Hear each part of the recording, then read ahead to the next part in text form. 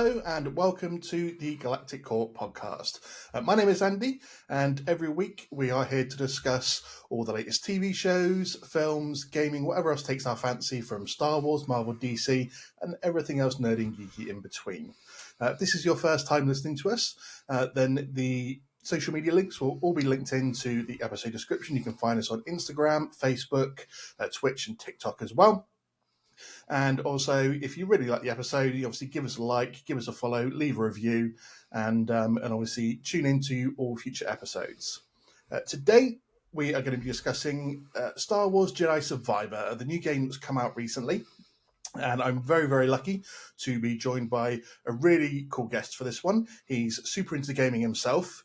He's done a lot of YouTube stuff in the past, done a lot of gaming channels, so he's going to be really knowledgeable about the stuff. And I know he's written a ton of notes to discuss about this with us. So everyone, please welcome to the show from the KyberChat podcast. It's Kev.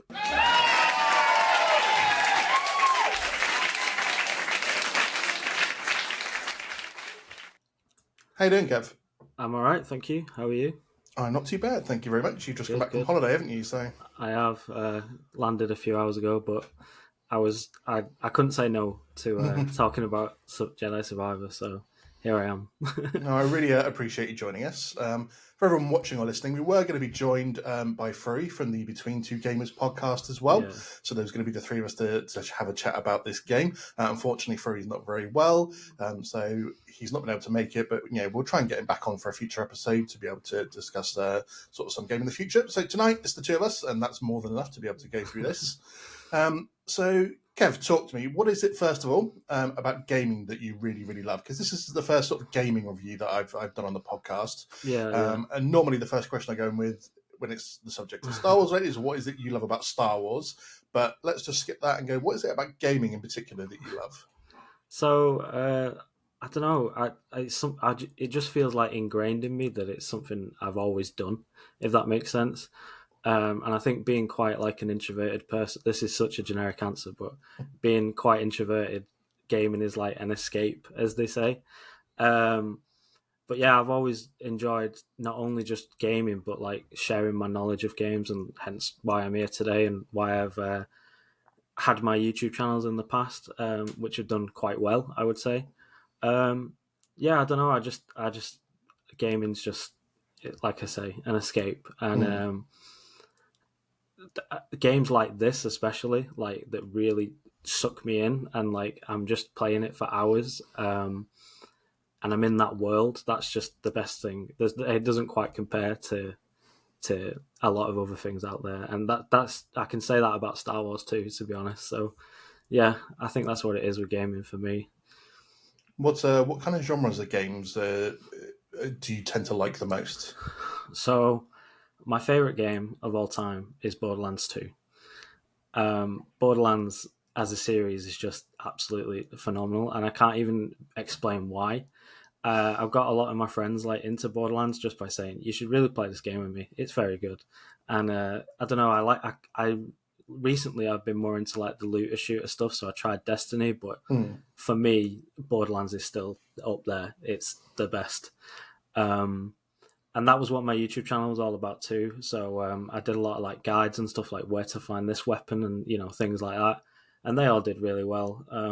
Yeah, I think for me, it's a lot of action adventure stuff. I'm a big fan of Assassin's Creed as well. I play a bit of Call of Duty now and then, but not so much anymore, because Modern Warfare 2 was the old Modern Warfare 2 was the best.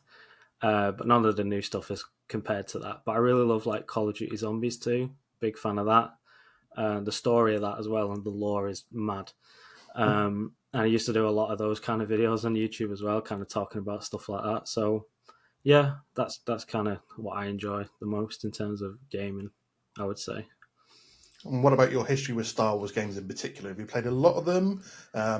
Because personally, I've been very exclusive to Star Wars games over the years in terms of I've played pretty much everything that's come out. It's one of the few franchises or one of the few gaming brands that I've jumped on every single game that's come out, no matter what, just because of obviously my love for Star Wars. So what's your history with Star Wars games been? I'd say probably pretty similar. I think I've bought almost every single one that's come out. I distinctly remember playing the pod racing one on like Nintendo 64 or Yeah. something. And I think my older brother had that and kind of like passed it down to me because I was pretty young then. But that's my earliest memory of a Star Wars game, I think. And Jedi Knight 2, Jedi Outcast, I love that game on Yeah, I PC. like that as well. I think I was like maybe like 10 or something when I was playing that on PC. On a PC that could barely run it, like the family PC. But that's what I spent a lot of time doing. I was like, oh, can I have the PC so I can play Jedi Outcast and play on these like online servers and just pretend to be like a Sith Lord? Yeah, that's such a good game. And then, of course, the Lego games. I love the Lego Star Wars games. And I remember, like, I really wanted Lego Star Wars, the first one, when it first came out. And it was like, normally I only get a game if it's like my birthday or like Christmas, but like it was coming out and I was like, I really want this game. And my parents ended up getting it because they could see how much I wanted it. So, and yeah, I remember playing the hell out of that. And of course, the new one too. I wasn't so sure about that at first because I was like, it's nothing like the old ones. But of course, the graphics and stuff is just amazing. And yeah, I got into it eventually, and I've near enough finished it, but I kind of fell off that a bit when Survivor came out. Well, I've been a big fan of obviously a lot of people are fans of the original Battlefront games, like the sort of mid-2000 ones. I've been a big fan of the more recent ones, the 2015, obviously Battlefront 2 that came out a couple of years later. Love those. I've been all over those for years because obviously updated graphics, updated gameplay, the chance to sort of have those big Battlefield games as well, where it's 20 aside and getting out there and just sort of kicking some ass. And like 501st are my favourite Clone Legion, so the fact that I get to go and do like prequel era maps and stuff like that and pretend that I'm part of the 501st and just go off. That's what I love about Star Wars is it takes your love obviously for a franchise and you get to sort of do some almost real life scenarios with it, don't you? And the fact that you're going sort of down to the palace on Naboo and you're getting confronted by Maul or something and it's just like, no, get out the way quick. That's what I've loved about the recent ones. And then obviously in this particular series, we've had the first game, Fallen Order. What were your thoughts about that game? So I remember buying it, and I like a lot of people compared it to like Dark Souls, and obviously the combat and stuff is quite similar. Now those are games I don't really touch because I've heard things, and Elden Ring and stuff came out, and people were like, oh yeah, that's really hard, and I was like, oh god, but obviously it's Star Wars, so I bought it, played it, and rather than the actual like gameplay and stuff, I was more in love with the story and the characters, I would say. It was the best Star Wars film we never got, and the story of it for me was superior. Yeah, I love that game. I actually replayed it just before Survivor came out. Tried to finish it. I only played on like the low difficulty because I was like, I need to finish this before it comes out, so I'm fresh and I know what's going on in Jedi Survivor. But yeah, I got quite close to the end, and then Survivor came out, and I was like, right, it's time to play this one. Yeah, I do think Fallen Order is up there with like my top favorite games, I would say. And same goes for this one, without spoiling my thoughts on the game a little bit too much. Yeah, Fallen Order's great, and the story, like I say, amazing, I would say. I wouldn't worry about spoilers because we're going to spoil everything anyway. That's what people are here to listen to, so let's not worry too much about that, buddy. No. So yeah, Fallen Order to me was a really great game. What I love for myself about modern Star Wars games is that I actually book the time off when they come out to play them. Like Battlefront 2, I actually booked a week off work to make sure I could sit there on day one and I could sort of have that first, sort of like 4 or 5 days of playing it non-stop and just get really into it. So end up completing like the story on the first day, and then go into like playing multiplayer for the rest of the time. And so just like, so that's obviously where it's all at, really, isn't it? So yeah. It's a shame that obviously, we're 6 years on, so it's probably no surprise they've stopped supporting the game on that sort of front now. But the fact that we've got loads of DLC for both games, to be fair, is is nice because obviously there's a lot of controversy around EA games and sort of like buy to win and stuff like that. And the fact that they corrected that pretty quickly when there was a lot of outrage, and the fact that there were people who were going to grind to unlock stuff, and the people that were just purchasing it straight away. Yeah, and true. they went, okay, like everyone's kicked off, let's sort of back away from that, which is fair play to EA on that one. It's a rare win for them that they've backed away from that and gone, yep, okay, we'll get rid of it. But thankfully, in things like Fallen Order and Survivor, there is no sort of buy to win bits or things that you purchase. You just have to grind and unlock them, don't you? So yeah. So as you touched on the story as well from Fallen Order, quick reminder of the fact that obviously Cal, it's 5 years after Order 66. He's sort of hiding on Braca, being a bit of a scrapper. He's forced to reveal his Force powers as a Jedi, and he's faced down by the Inquisitors, and it starts obviously a long chain of him then trying to hunt down this holocron, keep it away from the Inquisitors, and ends with obviously this big sort of showdown at the Inquisitorius base. He's confronted by Vader, which was a great cameo because I didn't think we were going to get him in that game, and one of those rare moments when I actually got sort of super chills. Because obviously you sort of like just got Triller there, and you think that they're either going to turn her or execute her, and then all of a sudden you just get that Vader breathing in the background, and he appears. Highlight of that game, I would say. Yeah, absolutely. And obviously at the end of that game, they destroy the holocron and decide to leave it all up to the will of the Force, and that's where we left it. So before the Jedi Survivor game came out, they released a novel called Star Wars Jedi Battle Scars. I jumped on this as soon as it was released because I wanted to really sort of get into it and make sure that I was caught up on what the characters are doing, because there's a 5-year jump from the end of Fallen Order to the start of Survivor.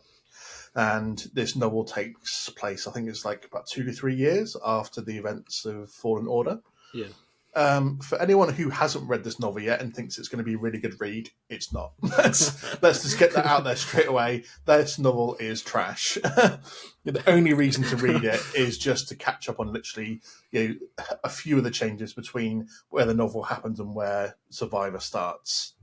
Obviously explains how Grease lost an arm and why he's got a robotic arm in this one. It explains why the team of Cal Merrin, Seer, and Grease are not together at the start of the game as well. But yeah, if you're wanting to read it, you can do, but it's a terribly written novel. There's sort of no real decent plot to it. Merrin's just depicted as like a horny teenager for most of it, falling for someone that she's known for literally like 30 seconds. And yeah, as I said, the only two sort of real points for it were just to reveal what happened to Grease's arm and explain why the team weren't together at the start of the game, because they all wanted to sort of go down different roads and do different things after spending that sort of initial time together. So let's jump in then to Jedi Survivor. We're 5 years after Fallen Order. Kicks off on sort of Coruscant with Cal being captured. Were you excited to get Coruscant? Because we see the Jedi Temple as well, obviously being taken over, and it's now like Palpatine's sort of head palace now, isn't it? Or the Imperial Palace on Coruscant. I was really excited when we heard that the Jedi Temple was going to be in the game, that Coruscant was going to be in the game. But we're very restricted, aren't we? Let's be fair, with what we can do on Coruscant and where we can go. Pretty much, yeah. I feel like you're just like on rooftops the whole time. But like Cal seeing the Jedi Temple for the first time in how long? God knows how long. And that being the opening shot of the game as well, I feel like sets the tone for what's to come. And but yeah, we are pretty restrictive with Coruscant. And I seem to remember something before the game coming out. People were saying like, "Oh, Coruscant's going to be like open world or something like that," which obviously we didn't get, which is fine. But it did just feel like rooftops and more rooftops. But I still enjoyed it. It's part of what got me excited was the fact that there were all these rumours that Coruscant was going to be open world. You were going to get to go to the Jedi Temple as well. I was thinking, maybe he's got to sneak around and find some information there that's hidden away that he needs from the Jedi Archive or something like that. So a bit of a disappointment on that front. But, I mean, this entire game, to be fair, is beautiful in its aesthetics. Coruscant looked beautiful when he got to different vantage points and looking out through, obviously, this entire city-wide sort of planet. But here we meet obviously some of the crew that he's been working with. We meet Bode as well, who's obviously going to be one of the main players throughout the whole story. And we learn that he's essentially been working with part of Saw Gerrera's team for the last couple of years, and they're just doing sort of like hit and run missions on the Empire. And they are looking for info here that they managed to get from this dude. He's one of the senators, wasn't it? Yeah, yeah. and they basically find out they're not really making that much of a dent on the Empire. Then who shows up but the Ninth Sister? I was wondering if we might get to see her in this game, but it was cool that we get to see her straight from the off. And Cal basically gets the face down gets a face off with her and cuts her head off, basically, doesn't he? So it just shows that he's not messing around anymore. He's not not the guy that was still finding his feet and getting reconnected to the Force in the first game. He's evolved a bit. He's got his Jedi powers back. He's definitely skilled now. Did you enjoy seeing the Ninth Sister in it and having that sort of battle with her? I did. I kind of half expected it, but that's absolutely fine. And I think for us to open the game and that be the opening boss fight was kind of perfect. I feel like every time we encountered the Inquisitors in Fallen Order, we were kind of outmatched, and Cal kind of almost couldn't take them. But in this one, Ninth Sister's just a breeze, and it's like it just shows kind of how far Cal's come in those 5 years. And he does try and talk her down a bit. He says her real name, Masana Tide.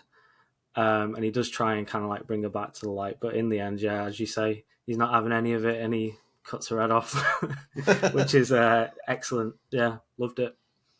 I love how they always say that the Jedi are peaceful and the violence is a last resort, but they've made them post Order 66. They've made them pretty brutal. This is how they have to be to survive. But yeah.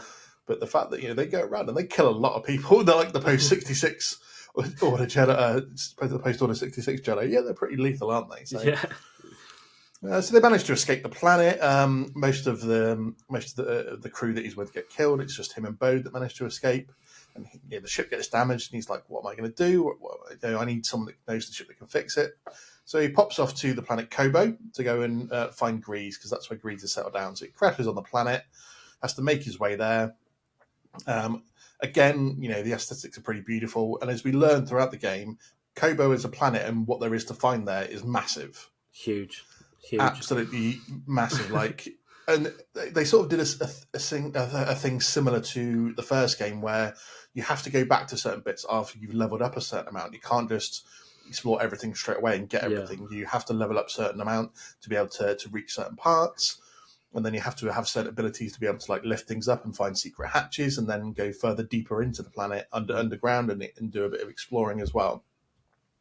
But obviously, he sort of catches up with Grease. Grease agrees that he's going to help him fix the ship and that he's going to help him get going. And obviously, he's chatting to Bode as well.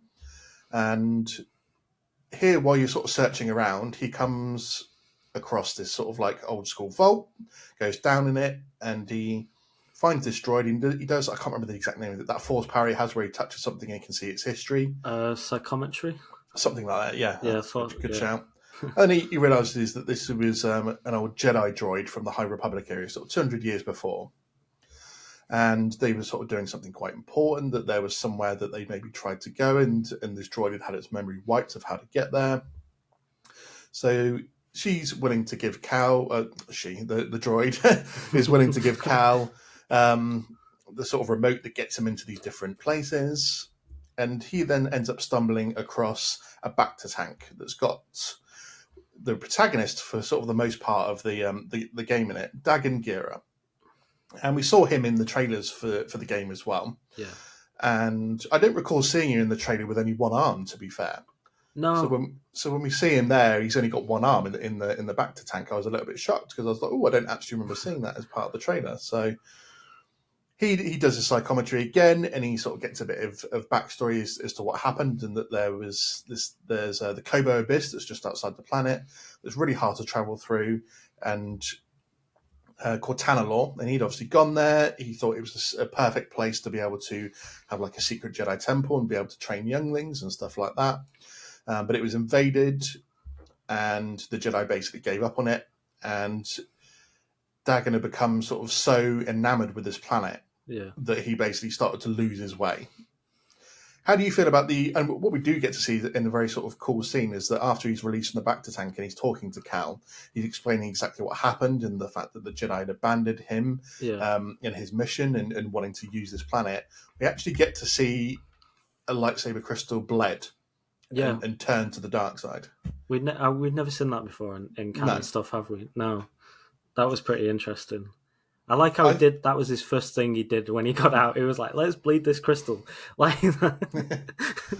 I mean, the only time we've seen that in sort of the new era, the yeah, sort of the more new canon, is in a Darth Vader comic. right, Sort of straight after Order 66, when Vader's charged by Palpatine with going and killing a Jedi, taking his lightsaber and bleeding the crystal to turn it into his own. right, That's the only sort of modern canon that we've seen that happen in. So yeah, to see it happen on screen yeah, happened a yeah, lot quicker than I ever imagined it would do. Because like in the comic, Vader sits down and he has to really concentrate on this crystal when he pours all of his fear and his hate and his anger into this crystal, and it's sort of quite a big thing in the comic that he's yeah. pouring all of this and he has to concentrate really hard to bleed this crystal and turn it to the dark side. So this dude seemed to sort of just do it like that. He seemed to do it fairly easily, but nonetheless, it was still quite a cool scene that we get to see it. 100%. So what were your initial thoughts on the fact that Dagan Gera, this Jedi from the High Republic era, 200 years before, sort of comes out, he turns immediately to the dark side, and he's going to be our main protagonist of the story? So yeah, I mean, I think he was the most interesting part from the trailer, and it was definitely the thing I was kind of most hyped about. I was like, "Who the hell is that?" There was loads of theories at the time, and it was like he's a clone of Cal or something. And I was reading all the theories, and I was just like, "That's not true. That's not true." But yeah, I think the excitement behind kind of who he is, learning more about it, was great. And then we saw the a newer trailer where he had like the High Republic robes on, and everyone was like, "It's High Republic! Like we're getting a High Republic link." And yeah, I think it's such a good way to tie the current timeline and the current Star Wars canon into the High Republic, using Cal's like psychometry and stuff like that, and actually showing us kind of a little bit of that. But yeah, I think he's a really interesting character. I have no idea like what race he is. Like No. he's some kind of like, he's a humanoid, but like he's like blue, and his eyes are like icy blue, and then he's got these like texture in his skin and like these lines, and he just looks really cool. And learning more about him was probably one of the most exciting things in this game. Like my objective would be like go confront Dagan Gera or whatever, but I'd be off doing something else. Like I'd be collecting them discs and the and the priorite. But yeah, definitely a very interesting character. And the fact that you face him 3 times in the game, yeah, happy with that. And he gets increasingly difficult. Unexpected how many times you maybe face off against him. Yeah. And maybe even more surprising that the story went beyond the final confrontation with him as well. But obviously we'll get to that in a little bit.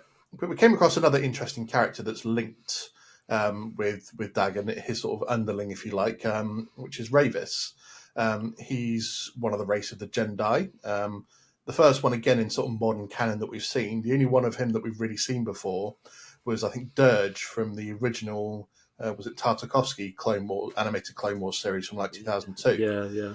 And they sort of brought that sort of more into canon and took the whole thing as well from what Dirge was, the fact that the species are very hard to beat, they're very hard to kill, as we saw in the game.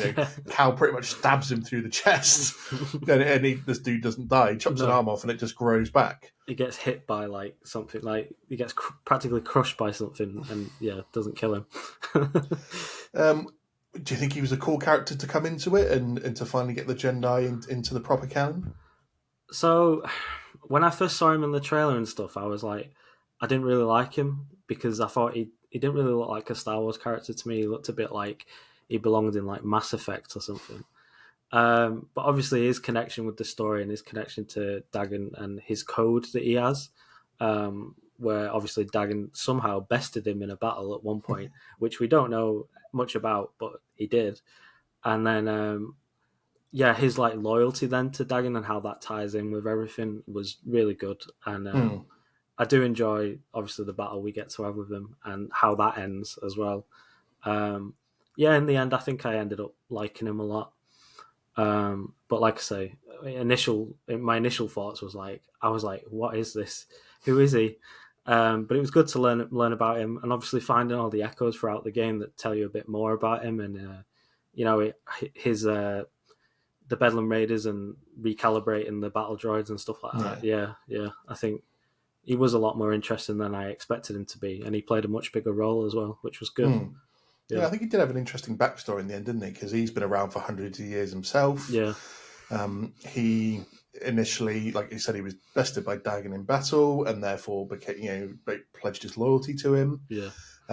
He then fought loads of Jedi, and it took, he says himself, it took loads of them to actually beat him in combat, but they refused to give him his warrior's death, and therefore locked him away for a couple of 100 years, which I'd be pretty pissed at the Jedi as well if they locked me away for a couple of years rather than sort of killing me off. So, and as a result of what happened, to the Jedi in Order 66, he's freed, and he builds up the Bedlam Raiders, as you say. They take over the Lucha Hulk ship that was crashed on the planet, reprograms all these droids. He's got a massive army at his disposal. I thought it was a really cool character in the end that was worthy of being in the game. And ideally, part of me almost wishes he survived so we could see him sort of pop up in other stuff. But we're on dangerous territory with the timeline, aren't we? Because this is basically takes place in the same year that the Kenobi series takes place. So this is 10 years post Order 66, 9 years before Episode 4. And I think that, they're in danger of putting too much stuff into this time frame, aren't they? Where it's then going to be like, well, where the hell are all these people in the original trilogy? They had to do this with Rogue One, where they were forced to rewrite the ending because they had that original ending where everyone actually survived. Yeah. And then they were ordered to rewrite it because they're like, we can't justify these people getting the Death Star plans and then them not being involved in the original rebellion. Yeah. And so that, do you think, that worked out better for me. Absolutely. Yeah. It was a far better ending to it as well. So. Definitely. But do you think this is where sort of Lucasfilm are having to be a bit more careful? And it's something I'm going to touch on with you later on about where Cal's story goes after this. But because of where it is in the timeline, do you think they are having to be a bit more careful about not having so many people left over sort of from all their projects that then they are going to go, well, where the hell are they in the original trilogy? Yeah, I think it's a very good point. And it does, for someone who cares so much about canon, it concerns me a bit sometimes. And I don't know whether we want to touch on it yet, but there's a certain someone who appears in this game, and it bothered me because of canon. And we'll get to it later, I guess. But yeah, I think throwing stuff in there and then us being like, oh, but this person's alive at this point, this person's alive at this point, and kind of all the Jedi that are like currently alive at this point, like we've got like Ahsoka, Ezra, everyone. There is a hell of a lot, and I understand that they want to keep adding more, but I think it's time to finally explore a new era, which hopefully they will with Acolyte, and maybe explore more of that High Republic stuff. And show us a bit more of that. And instead of keep adding to the existing timeline, because the more you add to it, the more things start to break. And it does bother me a little bit that we could eventually go down that route and things could start to make less sense. And yeah, I don't know. I don't want that to happen. Absolutely not, no. Don't need it to be too crowded. No. So let's pick up the story then. So Dagon's got loose. He's going off. They find that they sort of need these compasses to be able to get. They basically are discussing the fact that they can use Tanalorr as a way to go and hide from the Empire. It's a secret place; they're not going to be able to get there. It's out of the way that and they can relax there and be free of the reign of terror of the Galactic Empire. So they picked up. They sort of realised that they've got to get this compass and stuff to be able to travel there, and they're like, right, we're going to need some extra help on this. So they decide to go to Jeddah to go and talk to Seer. So we land on Jeddah. We meet Merrin as well. We sort of pick up there, and I love Merrin. Thumbs up there. But yeah, I love Merrin as the character. We'll obviously chat all about them more in depth in a bit. But the fact that we pick up the story with her, they sort of have to do a bit of battling to be able to make it back to the base. And it's good to see Merrin sort of hasn't lost a step with her powers. It's something they explored a little bit in that Battle Scars novel. Yeah. The fact that she'd left Dathomir, she was feeling a bit lost and losing her sort of magic power. But she, on her journey through that novel and obviously the couple of years after that, she managed to explore more, and she sort of managed to keep that fire within her and her magic sort of at full power, should we say. There's sort of hinting again at sort of a romantic sort of relationship between Merrin and Cal. They have sort of these moments where they touching hands, falling asleep on each other's laps and whatever. We get to the base and we're expected to be greeted by Seer, and we're actually greeted by Master Cordova, who is obviously from the first Fallen Order game. That to me was a nice little touch. Yeah. I wasn't necessarily expecting that, so it was good to see him come into it. Was that a character you liked from the first game? Were you expecting to see him in this game at all? Because we kind of assumed, never confirmed, but assumed he was dead, wasn't we? Yeah. So. I was under the impression he was dead. I don't know. I had it in my head. I was like, he is dead, but there he was, and I was like, wow, okay. And seeing him reunite with BD1 as well, because obviously we know that was cute. yeah. I actually really like the actor who plays him. I can't remember where I've seen him in a lot of stuff, and I can't remember what, but I recognise his face, and I was like, yeah, he's. I think the thing I know him the most from, he was Stargate SG-1. He was sort of like Teal'c's mentor, right? As one of the Jafar soldiers. So that's the thing that I know him the most from. I'm not sure where I know him from, but I tied him to the actor, and I was like, yeah, he's good. He's a good character. And of course, very crucial to the story in the first game. So seeing him here crop up, unexpected, but very good. Yeah, it was good to see him. And we find out that basically him and Seer have this big base in the middle of the Jeddah desert, and they've got all these acolytes from, for some reason their names just jumped up my head from the first game, the Zepho, that was it. Yeah. All these sort of Zepho acolytes, because they're dressed to look very similar, and they've been working hard on trying to restore what they can of the Jedi archives. This was what Seer sort of realised in the Battle Scars novel that she wanted to do, and that she owed it to any future Jedi to save all this information and build up a new archive as much as she can.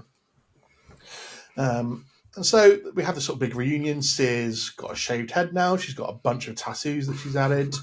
I'm not sure I was a fan of how she particularly looked in this game. It was just a bit odd.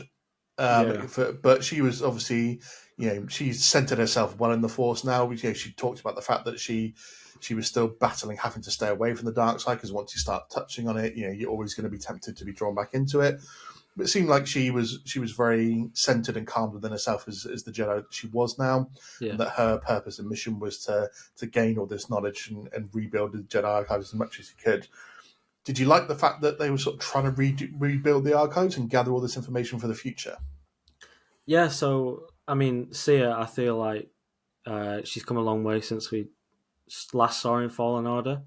And like you say, I guess Battle Scars kind of sets up what we see from Seer in this game, with her collecting the Jedi artifacts and hopefully rebuilding the Jedi archives. I fully enjoy that aspect, and I love the fact that it's very fittingly being done on Jeddah, which we all know how that ends. So I kind of knew from the start that it wouldn't necessarily have a happy ending. I like that she's working with the Hidden Path as well now. Did she help to create it, or did the Hidden Path already exist and she joined it? I mean, that's not made exactly clear. No. From what was said there, I've got a feeling that maybe she joined in with it, that others started it, and she's then become a part of it. Yeah. And obviously it's unclear where this sits in the timeline compared to where the Kenobi series is. I see. So for all we know, it could be days apart, but for all we know, one could be in January, the other could be in December. It's not made clear exactly. All we know is that they both happen in the same year. So obviously a nice sort of hint there of a connection to the other stuff. Yeah, good connection. And mentioning the Hidden Path. Definitely. Yeah, I think she's interesting. Maybe not as interesting as she was in the first game, but maybe that's because her entire arc was almost complete in the first game with Trilla and stuff. Yeah. And it kind of felt like it kind of nicely came to an end, that one, I would say. And at the end of Fallen Order, there wasn't much left for her to do apart from be a mentor to Cal, which I guess happened during that 5-year time frame. So I suppose they did the right thing here, by doing what they did with her character. And I do like the idea of rebuilding the archives, although, like I say, how that ends. Well, again, since we knew that the archives weren't going to be around in the original trilogies and stuff, there it was going to come a moment, but yeah. So obviously they realised that they've got to find these compasses, and you end up sort of jumping for a bit, going back and forth between Kobo and the Shattered Moon of Kobo, where they've got sort of a big base on there. Again, you're having various sort of showdowns between the raiders, doing exploring on Kobo. and obviously exploring on the Shattered Moon, where you come across Ravis and have a sort of a little battle against him. And that's where we learn sort of how hard he's going to be to defeat, because like I said, Cal took a good few swipes at him, sticks his lightsaber straight through his chest, and the dude just doesn't even flinch. So he's going to at some point be a pain in the backside to beat. But part of exploring on Kobo, you're obviously going to a lot of different caves and systems, a lot of unique animals that we see. One of my favourites being the Mogu, which is basically looks like a black wampa. And lots of other cool animals, and sort of I think an iconic moment that they kind of spoiled in obviously a lot of the bits running up to it, but we get to face off against the Rancor. Yeah. And not just once. No, multiple occasions. I think that's what was hidden, is you beat stumble across that first Rancor. I put up a video of when I played it, and I got bodied on the very first go. Just jump in and he just grabs you and eats you straight away. Yeah. But you love the fact that they're introducing so many new animals, because obviously it's planets we've never seen before, but producing something familiar as well, which is a challenging thing to beat in the game itself. Yeah, I really like that there's so much diversity to the enemies in this as well. There is so many creatures, almost equivalent to like how many different types of normal enemies there are, like stormtroopers and stuff. Yeah, I mean, Kobo quite clearly has a lot of wildlife based on the amount of different types that we're encountering. And obviously, do we know where the Rancors are actually from? Or are we to assume that they exist on like multiple planets? Because there's a lot on Kobo clearly. Yeah. I think there may be a canon answer. To be fair, it's not something off the top of my head. No, I think Cal mentioned during this, or it said in the notes, if you like pause the game and you're reading sort of the data pad as you go through it, that he says that he's unsure if the Rancor sort of was native to here or whether someone brought it here and left it there. Right. But something we don't know. And I think, did you come across that second one when you're searching well underneath, sort of underground? Yeah. And you're facing off against a couple of like the Bedroom Raider bosses. Yeah. All of a sudden, there's this Rancor just in a dark corner that just appears out of nowhere. I actually caught this quite early. Because I tagged a picture of it in the fact that I was battling one of them, and I just saw it in the darkness in the corner, the face of a Rancor, and I just like paused the game, took a screenshot of it, and I'm like, there is a Rancor back there. So like, I was thankfully well prepared. You just see the health bar appear at the top of your screen, and you're like, oh god, you're like, this is what's about to happen. And then they randomly appear in the wild. Yeah, after the fact. Yeah, yeah. It just jogging down the street on your Neko, all of a sudden one just appears out of nowhere. I'm like, what the hell are you doing here? Go away. Don't need to battle you right now. So yeah, if we're spending this time going back and forth between the Shattered Moon and Kobo, there's lots of time to explore as well, as I said, especially on Kobo and Jeddah as well. Plenty of things that you can do on there, plenty of little puzzles to solve and bits like that. Did you like the amount of extra side bits that you could do in this game? Because I spent a long time taking a break from the main mission to go around and do all this stuff, because I'm like, I want to get a lot of this stuff done so I can concentrate on the main mission. But hours of it, to be fair. Same. I personally, some games I find it like insufferable, but with this, I thoroughly enjoyed it. It's like you'd be walking down like the mission path or whatever, and there'd be like a wall run, and you can see it, and you're like, I can wall run up there. Let's go do that. And then you do that and you find something, and then you're like, hang on a minute, I can go over there and do this. And then the next minute I'm over there finding something else. And it was a constant cycle of that. And it took me hours to actually progress in the main story, because I was collecting all the stuff. And it's very rare that a game can do that for me. And I don't know if it's because it's Star Wars or if it's because the game's just designed so well, like the level design and stuff. But I actually really wanted to go and collect these things, all of them. Maybe not the seeds, but I did do that in the end to get my 100%. But yeah, it is a collectathon. It's one of those, but you don't have to do it by any means. If you want to play the game and not do that, you don't have to. But having that option there for me was really good, and I quite happily sunk a lot of time into doing that, like finding all the chests, finding all the priorite shards, doing all the force tears and stuff like that. There was so much side stuff, and then obviously the actual side quests and stuff you get from talking to like villagers and whatnot on Kobo.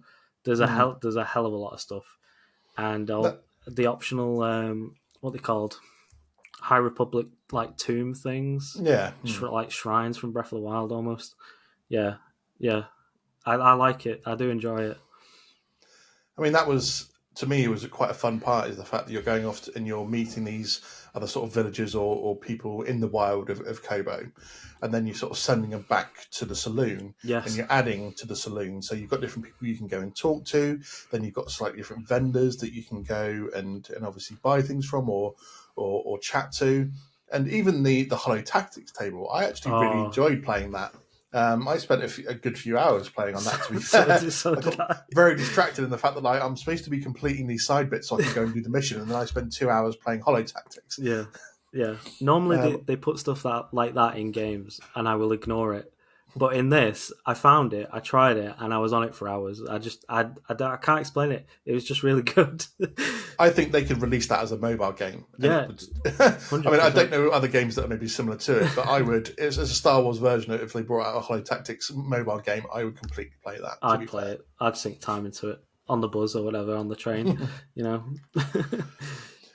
So, as the story's progressing through, as I said, we've been going back and forth, sort of finding out more bits of information, and then the High Republic droid gets kidnapped, or droid-napped, as they say, and we've got to do one of my favourite missions, which was go to the Lucha Hulk Federation ship and to go and rescue the droid. So if you're a prequels fan or you're a Clone Wars fan, this was a great mission to do because you're making your way through the ship.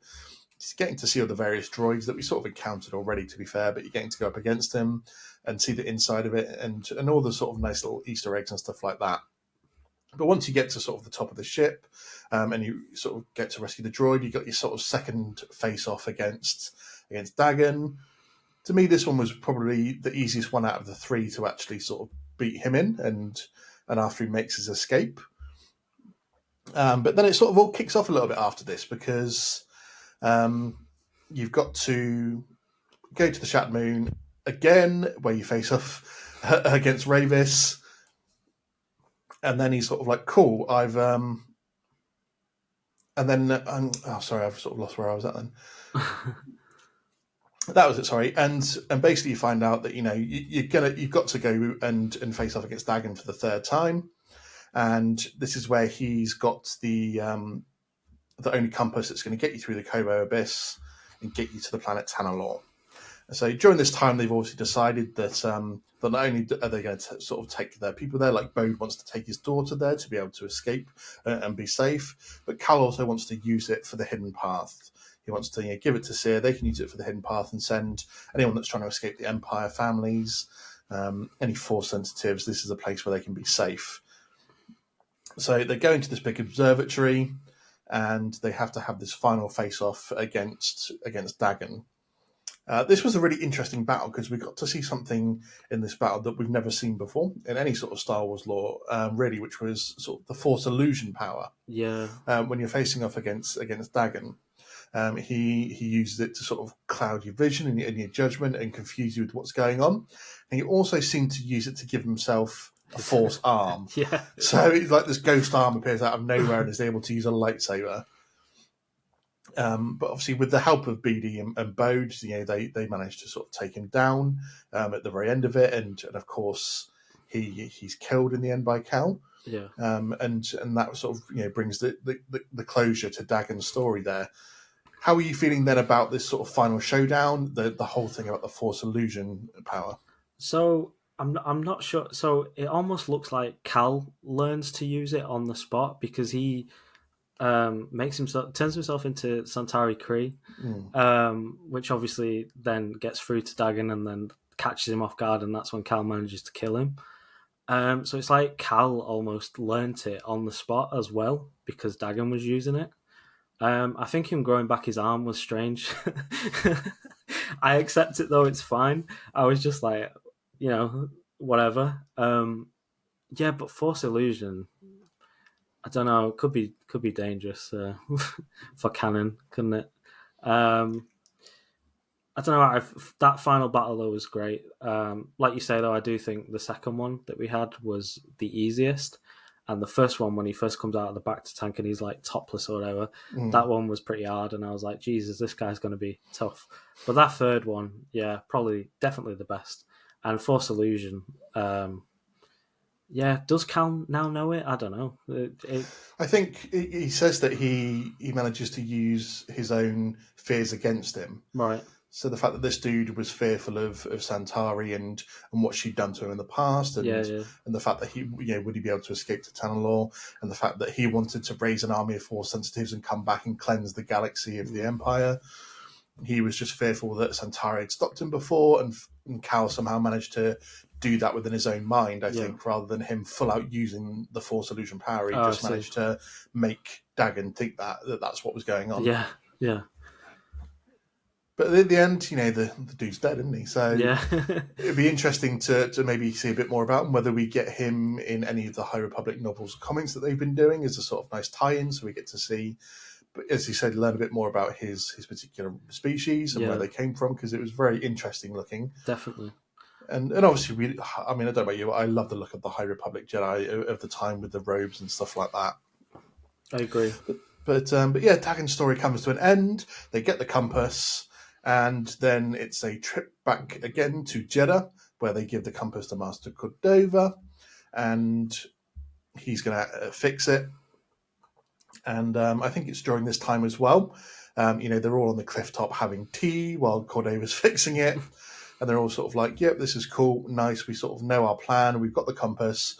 We're going to take the hidden path to Tanalor and anyone else that wants to be safe, and we can have this nice escape from the Empire. Although Cal's sort of questioning, is this the end of his story, isn't he? Because he's like, I've spent years now fighting the Empire, and this is all I really know. If we just go there and stay there for the rest of our lives, what are we? Is this the end of my story? I don't know how to do anything else right now. Yeah. But he also has this moment with Merrin where he finally tells her that, yep, I know what I want now. I want to be with you. And they kiss where she's like, finally, you realised it. And I've heard a lot of people cheering for this moment because it seemed like they had a lot of connection from the first game going to this one. Are you shipping these two at all? I am. I don't know why. I just really like Merrin as a character. And I know, so I watched a few of those recaps of Battle Scars, and I know that they kind of do a romance plot with Fret, is it? And I feel like the whole purpose of that was almost to make the realization for Cal that what he wants really is to be with Merrin more impactful, because it's kind of that the book kind of highlights Cal's jealousy or whatever, doesn't it? And yeah, I don't know. I feel like finally getting Merrin and Cal to kiss and whatnot was good. I'm never normally like that with stuff, but this game, obviously, the way that they wrote it and stuff, and the first game made me feel something for those two characters, and I just because they're both very similar in that they almost have no one. And both of them have lost almost the entirety of their people, and yeah, and I think it was good. I do.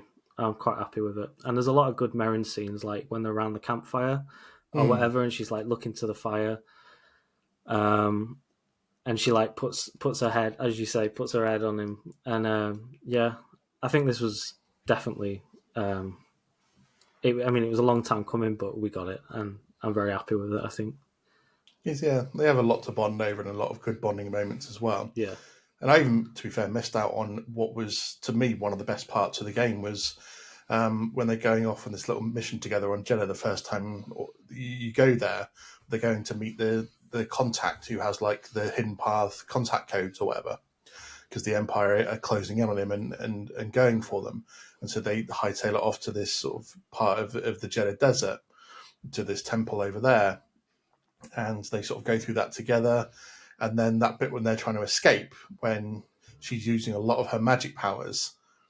And this bit as well, where she sort of uses a magic where they're almost sort of like flying through the air through different portals at different points as well. And they have the bonding moment over that. To me, that was actually one of the best parts of the game for me. and sort of something you don't obviously necessarily see in a Star Wars game is getting to fly as a person through lots of portals and stuff. So I thought that was something that connected them quite heavily, but it's also one of the actual best gameplay parts of the game in what you got to do. So it sort of sets up them going on to that moment where they do get to kiss. But then going back to the story mode is obviously you've got the moment where they go and check on what's going on with the compass. Cordova's fixed it, so they're like, yes, we can get to Tanalorr. And then the big sucker punch sort of comes, where I don't know if you saw it coming or not. Personally, I sometimes get a bit too wrapped up in the game to maybe see these things coming, because I'm just concentrating on what's happening in front of me with the story to sort of maybe predict it too much.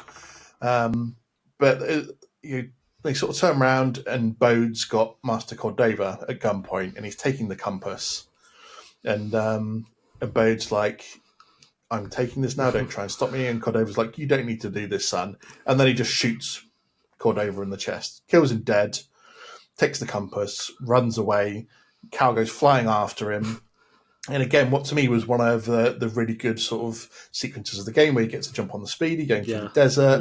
You're trying to have to go through the Empire as well, because it turns out that Bode's contacted them and brought them to the base. Did you find those speeders beforehand? And did you like look at them and he was like, oh, I wish I could ride those, and then that happens and you're like, oh wow. I did find him in that little obviously room at the bottom of the sort of other chamber, don't you? And I was sort of like, I wonder if we do get to ride those later on in the game. And then the minute he started running off Bode, I was like, I bet I'm going to use that speeder now, to be fair. But yeah, cool sequence sort of going through the Jedi Desert. That cool moment as well that we saw in one of the trailers, to be fair, where you get to flip a stormtrooper up into the air, straight into the front of a TIE fighter. And you sort of catch up with Bode, and they're having a sort of tussle. And then another sort of big reveal that Bode pushes Cal away using the Force. And it's revealed that Bode is actually a survivor himself of Order 66. He used to be part of the Jedi intelligence, and so he wasn't sort of surrounded necessarily by clone troopers during Order 66, and he used his skills that he'd learned in intelligence to be able to escape. He cut himself off from the Force up to then, but sort of retouched himself with it, and they have a battle, and he pulls out a red lightsaber. Which turns out to be one of Dagan Gera's that he took, that he got from the observation platform where they sort of killed him, I think. I'm glad that was explained, because I was confused at first. I was like, not another Sith. Stop throwing Sith at us, come on. It's something that I sat there and thinking about and going, okay, so this dude actually seems pretty on the level. He doesn't seem to have a lot of hatred or fear or anything like that. Is this his lightsaber and he's bled this crystal? But he's just not sort of fully turned to the dark side. Yeah, he just rubbed it off some dead guy, to be fair. But he's got his own story that basically he's stealing the compass because he wants to take his daughter Carter to Tanalorr, and doesn't want the risk of having the hidden path there that they might be found, and so she can live in peace. And you think you're going to have maybe a battle with him, and you end up getting pushed off the cliff. You get wrecked, and it looks like it was the fact that for that split second that you think, oh shit, his Cal just died, because sort of it comes up and it goes respawn after a black screen. You're like, is he just? No, he can't be dead, surely. Well, it's like we were fighting him and we didn't have BD1, and I was like, no, I need my stims. I was like, no. And then we get on to what to me was probably one of the coolest bits of the game, and then it sort of, you come back round and you're playing a Seer, and you're trying to help repel the Empire's attack on the base. So you and Merrin are going off together, and you're sort of just trying to wipe out as much as you can. You get to take out a few walkers. You get to take out mass amounts of stormtroopers. And I've got to admit, Seer was pretty badass at this. Oh, yeah. I've heard a few people say they didn't like the fact that, when you've built up a character like Cal in terms of, you've upgraded him and you've got all of his abilities and you've got all of his stims, and then you switch it to a different character there. You can do pretty much all the same stuff, but you don't have necessarily the same lightsaber stances, and you don't have all the stims that you did with her. But she was pretty badass and pretty powerful, to be fair. She was one-shotting troopers all over the place. She's got some pretty good skills. And she basically almost, I'm going to say single-handedly, but 90% of the way wiped out all the stormtroopers that are attacking the base. She did. And then we get this killer moment where she's like, she gives BD the sort of hidden path contact codes, and she's like, you've got to go to the ship. Merrin's going to stay with the ship as well, with Grease, and protect it. She's like, I've got to go and save as much of the Jedi Archive as I can. So they head back there. She's in the middle of doing this.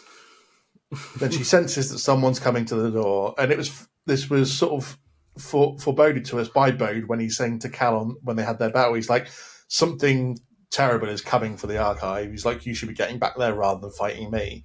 It didn't really click at the time, but these doors are opened, and Darth Vader himself walks into the room. This man obviously has some unfinished business from the first game with Seer, so it's no surprise really that he's come for it, because this is one of the rare Jedi that Post Order 66 has managed to escape his grasp. And they have this sort of badass little interaction where she's like, oh, I'm sorry that you didn't drown in the Inquisitorius. And he's just like, it's funny that you think that anything that you did have any consequence. He's like, the Inquisitorius continue with their mission. He's like, we're still hunting down the Jedi. And he's like, and I have come for you. And then they have this battle, and we really get to see, I think, how much Seer has maybe progressed in the last 5 years, and how badass maybe she really was as a warrior, because it's maybe easy to take out stormtroopers, but for a decent amount of time, she held her ground with Vader. She did. A lot of people were complaining that maybe Vader was a bit too easy to take on, and some people even implying that, or maybe a bit of a headcanon, that this was maybe in the week after he'd had his battle with Anakin, so he was maybe still a bit fragile and a bit weak. That's what I was thinking about, like, the Kenobi show. I was like, oh yeah, he's just been beat by Kenobi like the other day, and now here he is on Jeddah fighting Seer. Yeah. But they have a really good battle, to be fair. She looks like she's getting the upper hand at times. And then when you get down to about, I don't know, like about a fifth of Vader's health bar left, you're thinking, okay, what's going to happen here? Because we know Vader's not going to die. No. So something has to happen here. And I think the minute the doors open and Vader comes through, we know what's going to happen. So Seer sort of looks like she's got him on the ropes. She does a big diving move towards him, places her lightsaber straight between his side and his arm missing, but he doesn't miss, and sticks her with his lightsaber. He limps away, and just as she falls to the ground, Cal sort of turns back up again to catch her and die in his arms. Yeah, were you loving Vader's appearance in this? I've heard some people say it wasn't necessarily needed. Tell me how you were feeling about it. Can you tell how I feel about this? Something tells me you weren't that thrilled. I kind of agree with those people. I would say it's not needed. This might be like a hot take or controversial point. And do let me know if you agree or disagree with this one. But I'm kind of getting a bit tired of seeing Vader in Star Wars media now. And I think it's time that they moved on. Like, I think this game could have done without it. We didn't need Vader in this game. And the reason I say that is because to me, it feels like if it takes place during a time frame where Vader is alive, they almost feel obligated to chuck him in. And the more they do that, the more it takes away from what Vader is, especially when you see him getting beaten up like he did here, For me, the hallway scene in Rogue One was enough, to really showcase the kind of power and stuff that Vader has. And if they keep giving him these big epic fights like they did in Kenobi and then here, it kind of ruins my believability almost of the fight between him and Obi-Wan at the end of A New Hope, where it's just like two senile old men batting sticks together. I really care about the canon and stuff, so when I see A New Hope and I see that fight between Obi-Wan and Vader, I'm going to think back to like these fights that I know have occurred in relatively recently. And like his first showdown with Kenobi in the Kenobi show, and the other fights that he's had in the past, like his first, and it just highlights like kind of a bit of inconsistency in places. I understand. This is why I say they shouldn't keep adding to the existing stuff. They should start exploring other things. And that being said, I loved Vader in Fallen Order because I love the fact that you didn't have to fight him. Like, Cal couldn't take him anyway. He just ran. Yeah. Like, he would have got destroyed if he tried to take him. So instead, we just run away from him. And Vader's almost like this force of nature as he chases you down and like rips the base apart. Not to mention, it was actually a nice surprise in that game when he showed up, behind Triller and killed her, and you hear the breathing, and it's just like you say, it gave me chills as well. And it was done perfectly for me in that game. And he just had this like presence that genuinely made me scared for Cal in that moment. But for me, the Seer and Vader fight doesn't really work that much. I don't really have the same attachment to Seer that you've only just started playing as like 5 minutes before. You just got given control of her, and she's the one that gets to fight Vader. Not that I want Cal to face Vader, because I don't at all. I don't want that to happen, and it probably will in the third game because of what they've done here. But yeah, him showing up just didn't shock me or impact me the same way as it did in the first game. And he showed up, and the doors opened, and it was just like, oh, it's Vader. But in the first game, I was genuinely surprised and caught off guard by it. So I feel like doing it again here didn't work the same. The rest of the game, though, incredible. Like one of my top games. But they didn't need this moment, I don't think. And I don't know if you agree or disagree. I can't tell. Well, if you look behind me, just over here, this is like 90% Vader. There's a Vader helmet directly behind me. There's a Vader lightsaber over this side with Anakin's lightsaber over here. I am a big Vader fan, to be honest. So, to me, the more Vader, the better. I understand sometimes they might overplay their hand with him in terms of putting him into too much stuff just because he happens to be in this time frame. I think sometimes when Star Wars are trying to do stuff that is outside of the Jedi and the Sith, they still feel a need to throw a Jedi or Sith in there somewhere to make it remind us that this is Star Wars. This isn't just normal stuff. I think that's maybe why Andor was such a big surprise. It wasn't only just obviously well acted and really well written. It was the fact that it didn't actually, because we know obviously Vader shows up in Rogue One, so it's the fact that it didn't really have any of the Sith or Jedi in it. So it's just out, because I hear a lot of people always crying for projects that are outside of the Sith and Jedi for Star Wars. Let's see more of that. They maybe tried it with the Solo film, and obviously we got a more cameo at the end. But that's for 99% of it, there's no Jedi or Sith involvement. But that film didn't necessarily work so well. So I do hear a lot of people calling for stuff that to be shown outside of the Sith and Jedi. But at the same time, these are the same people that are calling for Old Republic Star Wars, where we see the Sith Empire and the Jedi sort of battling against each other.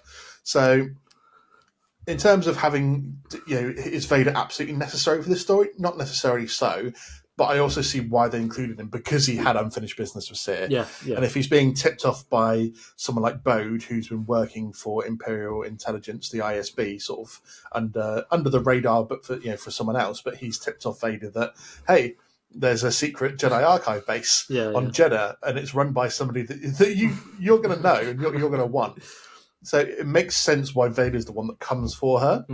I do obviously understand the point that he wasn't necessary to this game to make it work. But for huge Vader fanboys like myself, it's still a cool moment that you get to fight against him again, and you actually get to have a genuine fight against him rather than a running away.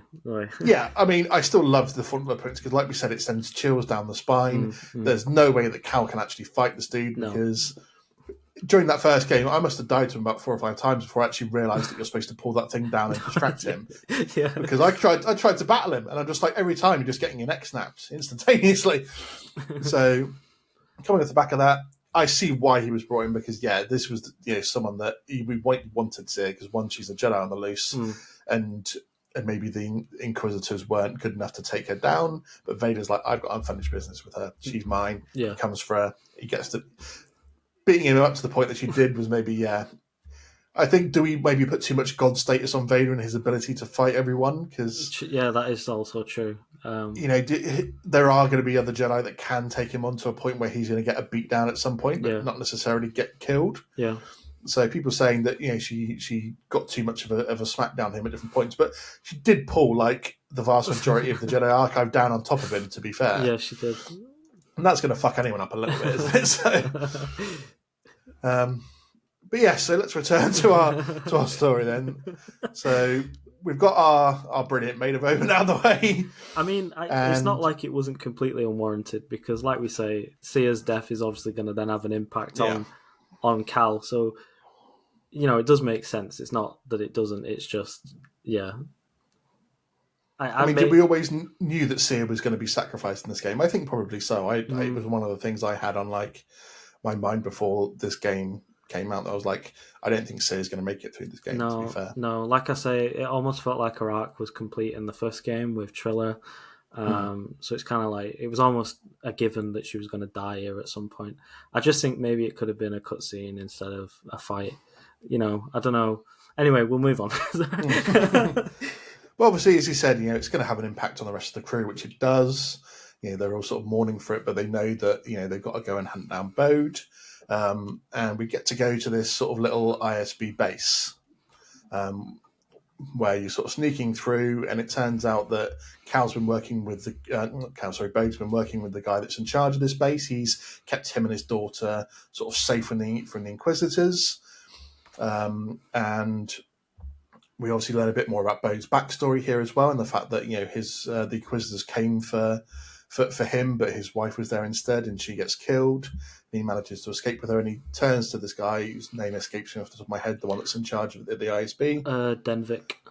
That's the one, Denvik. And it turns out they actually worked together during the Clone Wars in intelligence, and this is why Bode knew to be able to go to him, and they have their arrangement that he feeds him sort of info, and he keeps them safe.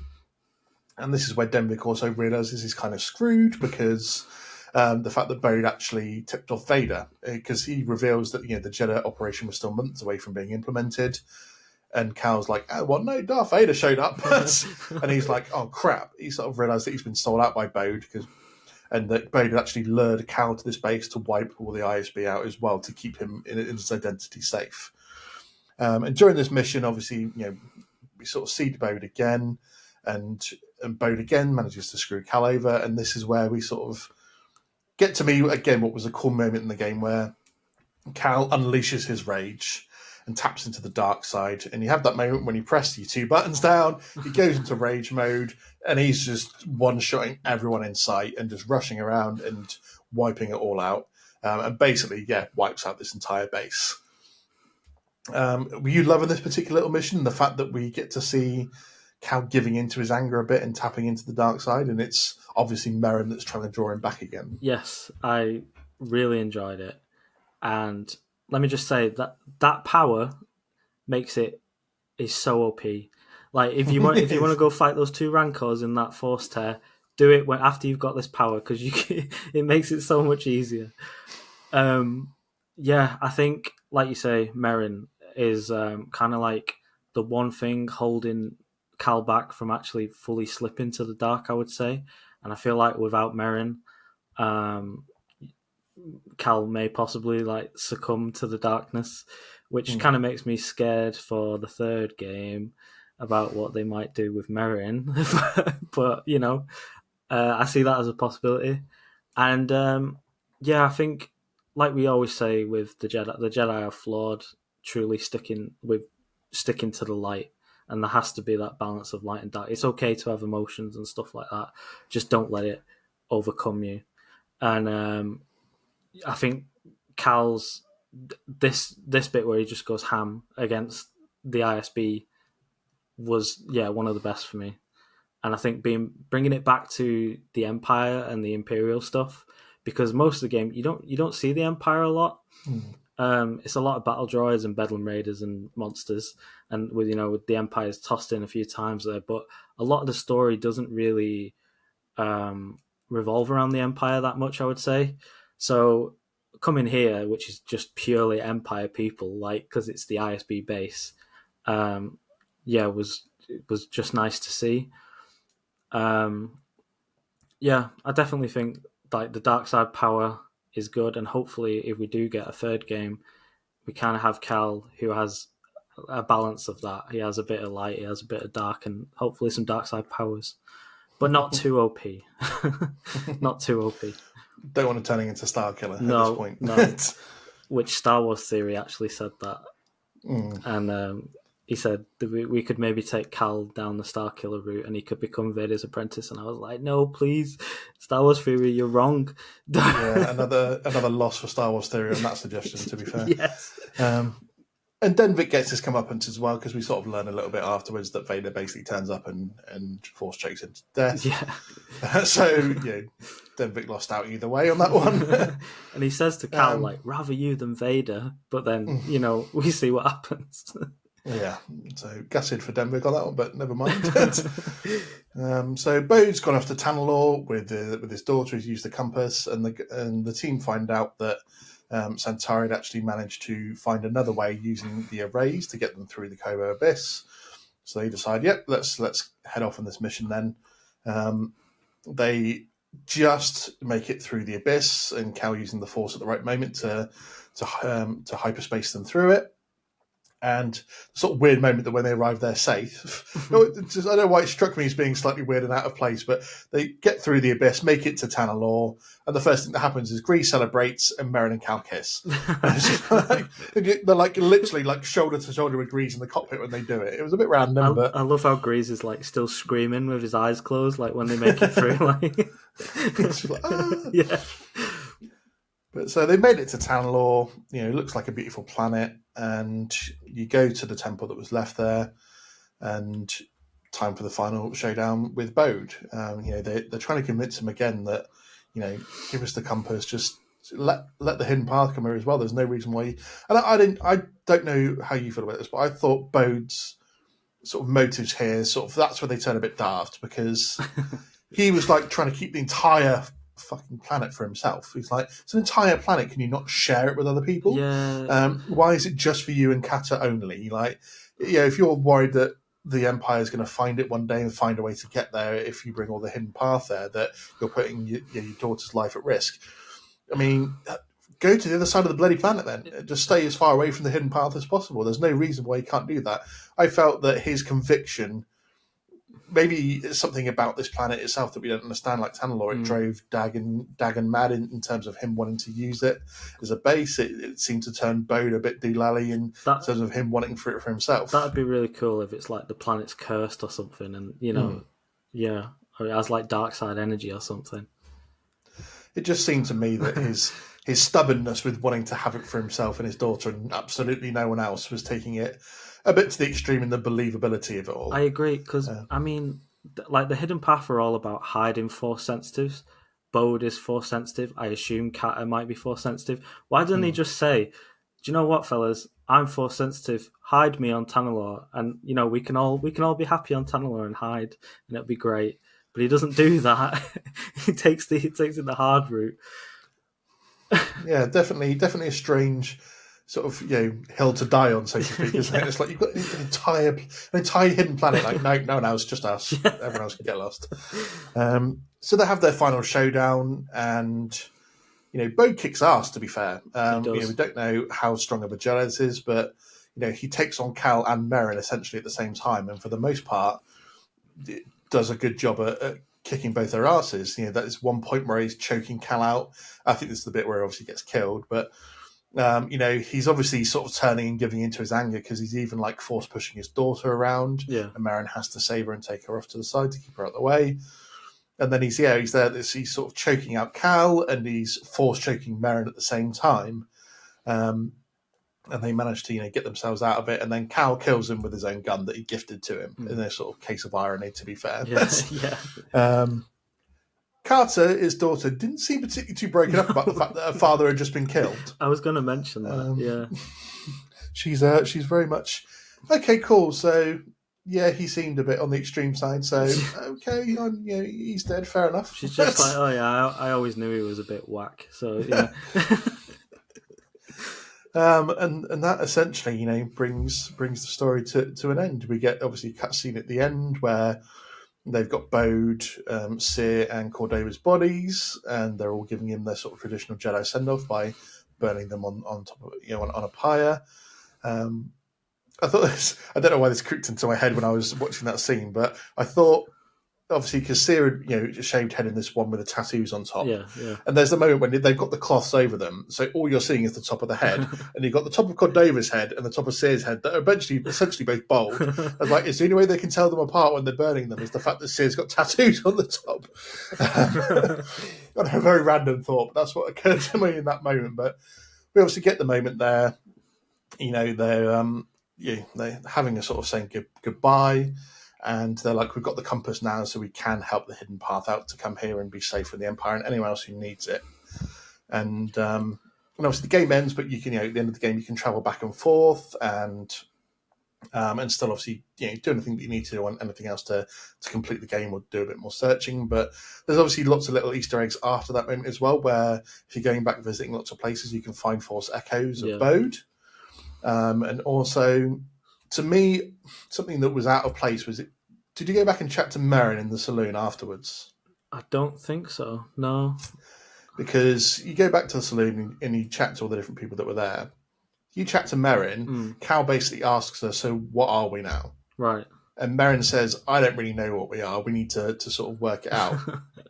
I'm like, you just spent 2 games and a book trying to come to the realization. You even tell him, half an hour ago that you're glad he realised that he wanted to be with her, and you kiss and you sort of look like you're together. 3 times. Exactly. And then she literally says to him, I don't really know what we are, but we're not together. I don't think we should be together. And so that sort of just ends it in a really strange way between the two of them. It was kind of a bit annoying because, like I said, they spent all that time building up to this, then they have this chat, and she's like, I don't really think that we should maybe do this, or we're not together anymore. And there was nothing that sort of even led up to that she would then think this after spending his time and telling him, I'm glad you finally realised you should be with me, you idiot. That line's not canon in my head. They should be together. They spent this entire time doing it. So to then make her have this line where she's like, no, we're not together. And it's sort of like, what are you doing? Yeah, it's a bit strange. But then, as the games come to an end, you can just free roam. So in terms of the ending to this particular chapter of Cal's story, how are you feeling about it? So what I really liked, to be honest, was how just when I thought it was the end of the game, it wasn't. So it was like, obviously the whole Dagan Gera thing ended, and you killed him, and I thought, that's it, that's the end.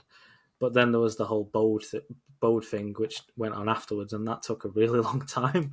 And I was like, this game just keeps giving me more and more stuff, and it's great. Ultimately quite happy with it. Bit sad that Dagan Gera's gone. Thought he was quite interesting. Like you said, maybe we'll see him more in other Star Wars media, learn a bit more about him. But I think it kind of leaves the story in an interesting place. Like what's going to happen with Tanalorr now? What's going to happen with Kata, the daughter? Does she have the Force? Because it's not ever confirmed. And I guess it kind of looks like Merrin and Cal are going to like raise her almost, and she's going to be like this Jedi Night Sister hybrid, which would be really cool. And my personal, like, what I want for the third game, if we do get one, would be that there would be a time jump or something, and Kat is a bit older, maybe like 19, something like that, and you play as her with those characters, those like powers and stuff. Or maybe you don't play the whole game as her, but like you kind of switch between Cal and Kata the same way as you switch in this game with Sia and Cal. But yeah, I think it tied up everything quite well. Like we say, the High Republic stuff was very good. Happy to see that outside of comics and books for the first time, I think. Apart from that Young Jedi Adventures show or whatever it's called that I've not watched yet. I think the biggest thing for me is like the Bode twist. Like I was kind of sus about the guy from the start, and I kind of knew maybe that he was going to like betray. Like, he kind of had all the telltale signs of betrayal. Like, new guy shows up, he's super good at what he does. He asks a lot of questions, maybe too many. He's super friendly towards you. And then, of course, in the end, he stabs you in the back. But I did not expect the second half of that twist where he had the Force and he was a Jedi. Like, that genuinely caught me off guard. So, very happy with that. The story, all in all, really good. But, yeah, biggest takeaway being I just wanted to see a bit more of Dagan Gera, I would say. And excited for what may happen with Tanalorr. Yeah. Yeah, I think they're going to need to bring that back in at some point and see what's going on there, whether we learn more about what happens with the hidden path, whether they actually get to take people there or not. We're obviously assuming whether that's going to be part of the story for a third game, because obviously we're assuming this is going to be a trilogy of games, and that we are going to get another bit, because we do need to obviously get a wrap up to this. So speaking then of a third game, because you obviously mentioned a little bit there about you would perhaps like to see a bit of a time jump with you get to play a bit as Katia, but what do you see happening in a third game, and how do you sort of see Cal's story ending in this? Because personally, I think they need to wrap this up before the events of episode 4. Right.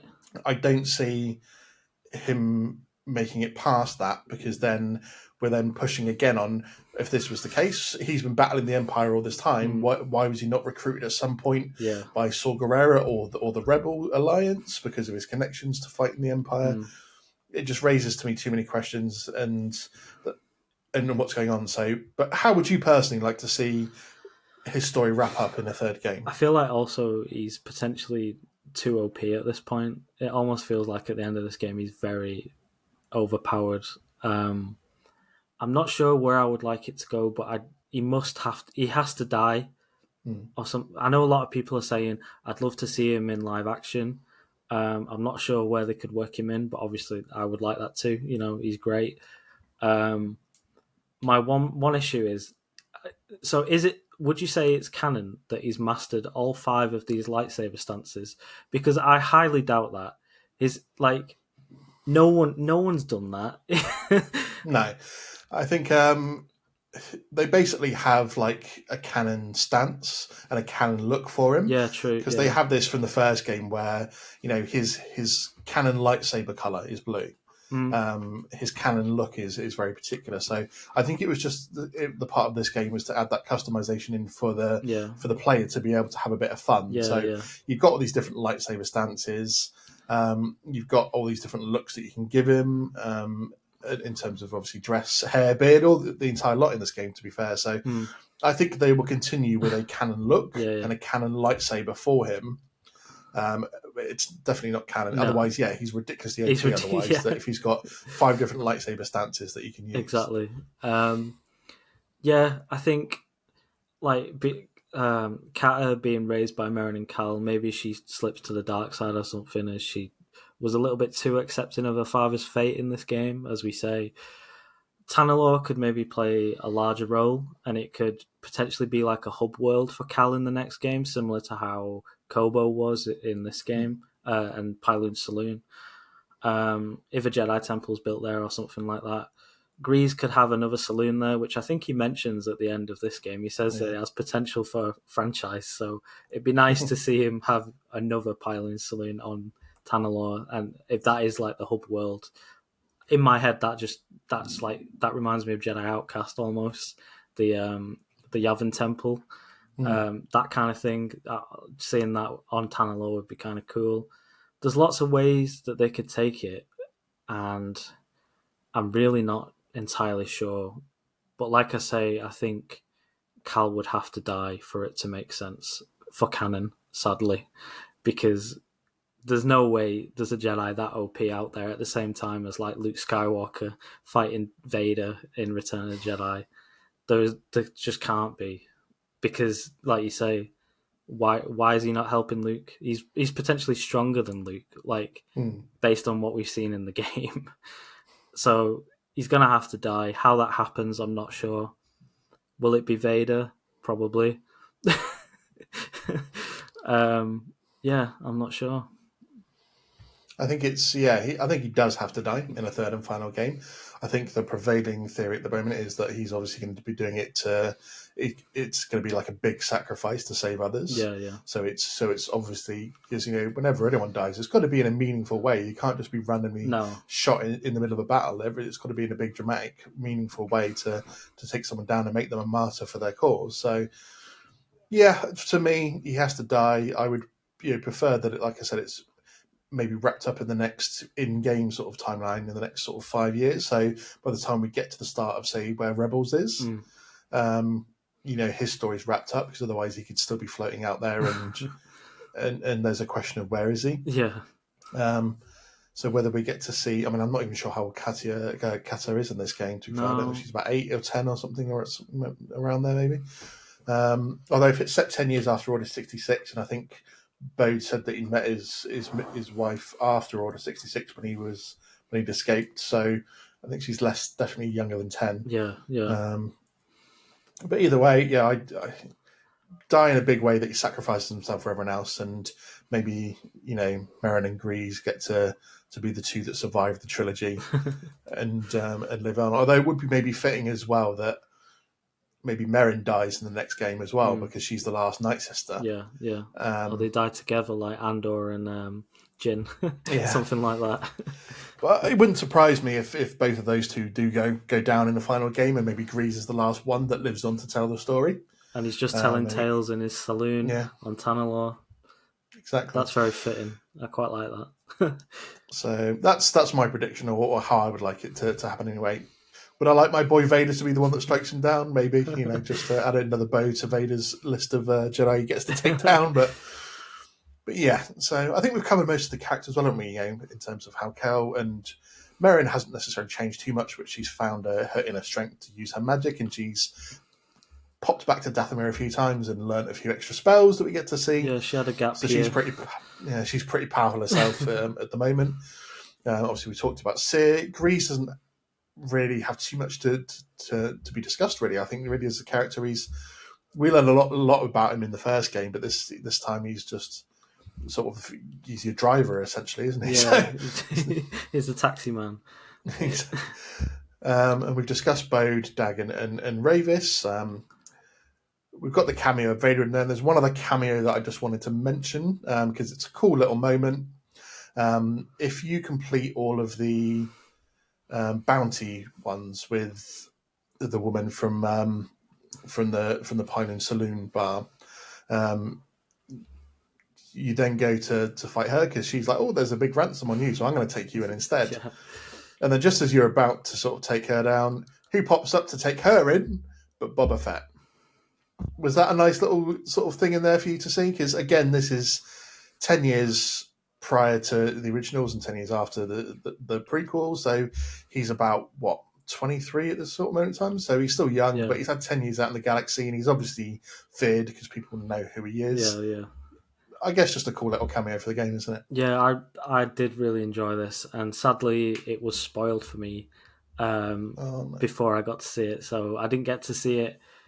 Like, it wasn't a surprise when it happened, but I was still very happy with it. Because I got the game on PC, and then it didn't run so well, so I had to buy an Xbox Series X just to play this game. That's how much I like these games. I love the cutscene, and I loved Cage as well. I thought she was a great addition to the saloon, and seeing Kit Fisto's race, Nortolans, I think they're called, get some love within the games was good. You've got to big up Tamara Morrison as well for reprising his role as Boba, and being given a pretty good scene to work with here. I feel like this is the Boba Fett I want to see more of, and just knowing that Boba and Cal have had this interaction is pretty amazing when I think about it, like in my head. But yeah, I just wish I didn't get this one spoiled for me. I didn't get the Vader one spoiled. I managed to dodge that, but I got Boba spoiled, sadly. That is a shame, because I didn't get Boba spoiled for me, and I'd seen a few pictures of maybe Vader appearing in this game, but even within the first day, people had started modding the characters already. So I thought it was just a mod that someone had done just to sort of show. Because I actually saw a picture of Cal fighting Vader. So I was like, oh, okay, so if Vader does appear in this, or is this just like some battle guard that they've modded to make it look like Vader already? Yeah. It's only been out a day, so I wasn't 100% sure if Vader was going to appear in this game, but obviously if it was, I was expecting him to show up to fight Cal, because I thought that's what the spoiler was. Or maybe, because when he turned up to fight Seer, I was like, cool, we get to see him here. And then because I'd seen this potential clip of Cal fighting Vader, I thought that was going to happen maybe later on in the game. I think I saw that same one on TikTok or something. And it was outside the Jeddah base, it looked like, I think. They were in the desert. And he was fighting him, and it's obviously a mod. But at the time, I was like, Jesus. I think the one I saw was they basically modded Dagon from their final battle. Oh, I see, yeah. And they turned him into Vader there. So I was like, oh, cool, we're going to get Vader again fighting Cal maybe at the end of the game. and Cal basically has to crap himself and run again. But let's talk a little bit then about sort of the gameplay, the level up system, the game mechanics and stuff. So, I mean, first of all, the customization I think was great for this game. A little bit different to the first game. I liked the extra bits they put in for the lightsaber customization in terms of, I think a lot of the parts they put in for this were cooler than the first game. Yeah. A lot more materials that you can use as well, Oh, a hell of a lot more in terms of the metals, plastics, rubbers, all that sort of stuff. A lot more stuff for BD1 as well, in terms of you can completely change how he looks, really, not only in obviously the colour, the materials, but obviously the different parts, even throwing in some familiar bits as well. Like, you know, I ended up having a Beskar BD1, but the fact that you can have like Geonosian, even Kaminoan as well. So lots of customization in him. And as we've already talked about, you know, face, beard, his whole outfit. Was that something you were loving as part of this game? Because it's something a lot of fans called for to be part of this game. But we don't get the ship in this one to mod it for different colours as well, which may be a bit disappointing because you had it in the first game. Why not just throw it into the second one? Was that something you were liking as part of this game? Yeah, I did really enjoy it. I was actually thinking about the ship. I was like, am I missing something here? I could change it in the first one. Am I missing the menu that you can change the ship? I don't know. Yeah, like you say, there's a whole lot of different parts, like a hell of a lot. And I think finding those like legacy lightsabers around as well, like you can find Cordovas, you can find Centauri Krees, you can find like the Hunter one, which took me a long time to figure out that you had to use the Force to tame that big creature and climb up its tusk. I had no idea that you could do that, and that's where you find the Hunter one. And you also get Seers as well, I think. Yeah. And the great thing about that was, so I'm in like all the Facebook groups for like Jedi Survivor and stuff like that. You see posts and people go, post your lightsaber below, and looking through, every single person's was different. And that it's amazing when a game can do that, that the level of customization is that good, that everyone can produce something different and that's unique to them. You maybe can't do that necessarily with Cal that much. Like you can't change his hair color; he has to be ginger, which is fine. But the lightsaber customization was the highlight for me, I would say. BD1, not so much. Like it's cool. I think I only changed him once, but I found myself changing the lightsaber all the time, like jumping back in and adding new bits that I'd found. So the lightsaber one for me, yeah, great. And I think that was the highlight. Yeah, definitely. I changed mine quite a bit. I sort of, at the start, I always like to have very posh-looking lightsabers, so I made mine in a very High Republic style, sort of like white and gold and then a bit of silver, and then change it as like the story goes on. Yeah. So sort of, also had Cal sort of like with the man bun and like the mustache because I thought that looked quite cool, and then the different outfits and sort of like making him look like a bit like a clone commander. Yeah. Oh yeah. And so, but then as I got through the game, I changed his style, so he had sort of more restricted lightsabers, and like I turned it into almost looking a bit like the Darksaber by the end. And I used Beskar as the base material, and then changed his outfit. So once he sort of got with Merrin, I had him like change his hair and have a bit of a shave and a bit more clean cut and stuff. Sort of like just trying to reflect a bit of like as the story goes along, how then Cal changes himself a little bit. So it's cool that we get to do that. What was your go-to lightsaber color?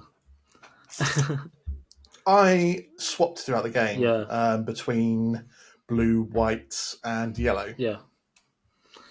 I think blue and white were my two main go-tos. I don't really like the purple ones, and I'm not a huge fan of the orange one either. Oh. Even though that was obviously part of the first game, that you can, part of it was like the early download or pre-download bit, wasn't it? You get the orange colour. Yeah. To be fair, as soon as I finished the game, I started like the NG Plus, just so I could use the red one. The red, which made his lightsaber red straight away. Of course. That's what I liked about the first game, that when in the NG Plus story, that you could dress him up as an Inquisitor. Yeah, that was good. And give him a red lightsaber. So yeah, as soon as I started the NG Plus, I was like, give him the red lightsaber. But yeah. Blue, I think it depended on the style of the lightsaber or the colours that I had on the lightsaber as well, because sometimes you can, like when I had it as like the gold and white lightsaber, the yellow or white suited that a bit more. Yeah. And then when I changed the style, maybe use the blue a bit more. So I think it depended on how I designed the lightsaber to what colour I looked. But what about yourself? What colour were you using? I dabbled with white, yellow, and orange.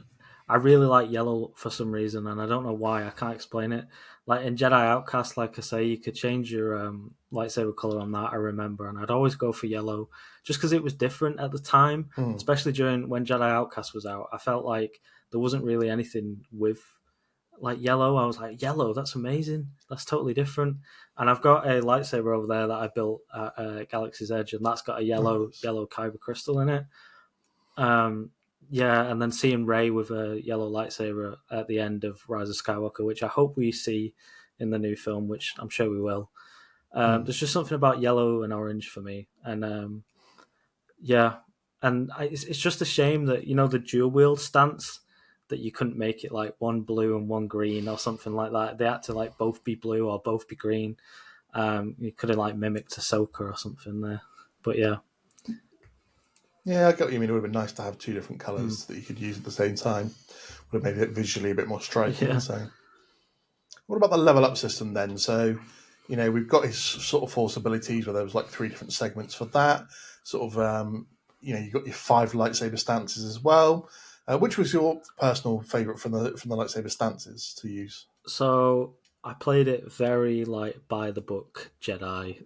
I used single lightsaber stance pretty much the entire time. I tried the crossguard out because I just love it. I think it's really cool. I tried it. It's too slow for me, so I didn't find much use for it. The blaster stance I wholeheartedly disagree with for a Jedi. Yeah, so I didn't really use that, although a lot of people seem to love that, and it comes in handy a lot as well. I mean, it's kind of gives Cal that ranged option, which he doesn't really have apart from chucking his lightsaber at people. I do like the dual wield one as well. I think I had single and the dual wield kind of like as my 2 stances. Yeah. But yeah, I definitely mainly used single lightsaber stance just because that was, I don't know, that's just kind of how I see Cal in canon. That's kind of what I expect him to use, I guess. So that's kind of what I was trying to play as. Yeah. Yeah, that's fair enough. I mean, I used the single blade a bit more towards the end, but I did use the crossguard a lot because whilst it is slow, it was so kick-ass, I think, because I think I had the dual wield and the crossguard as like the 2 stances I was set with. Yeah. I didn't really use the blaster one at all. No. Like you, I wasn't a fan of it. It's not really a Jedi thing. No. But in terms of the dual wield for when you're going up against like troopers and raiders and stuff like that, but then big hard bosses or big monsters, crossguard. Because that thing kicks the crap out of them. Yeah. And poor Rick, the door technician, he got the wrath of my crossguard as well. Pretty much chopped that guy in half. It's really satisfying to like land hits with the crossguard. It's really satisfying to use, but I don't know. I just found it a bit slow. Did you like the level up system in general? Yeah. So like the skills and stuff. To be honest, I didn't really. I barely read them. I just like picked single lightsaber stance, and I was like, "Yep, I'm having that one." And then I'd just like put one into health and survivability, and then I'd put one into force. And I just cycled through putting them here, there, and everywhere. But again, I love that there's like so many different ways you can take the skills and so many different routes and the different skill trees that you can prioritize different skills or different types dependent on how you play. And that's totally different to how it was in the first game, I would say. So again, offers a lot more gameplay variety. And it speaks to that inner Borderlands fan in me a bit because if you know anything about Borderlands fans, it's that we love skill trees. Yeah, I think you're right in the fact that it allows you to play the character as you personally like or want to play it, concentrate on the skills that you want to level up first, rather than just doing, let me just do one skill from each tree as we go along. Like, no, build up the things you want to play with, build up the lightsaber stance that you want to play with. Because I pretty much, once I'd filled up everything else, it was only then I went back and started filling up the blaster tree. Because I'm like, I'm not going to use this stance. Like, so didn't see the point in leveling it. Didn't see the point in leveling it up until I'd done everything else. So I did find it strange how at the end of the game, when you've put a skill point into every single all your trees are filled, the game continues to give you skill points. And it's like, what are these for? What, like, can I do anything with these? No, you can't. They're just like, they just continue to build. And I don't know if there's a limit. I think I'm at like 22 or something.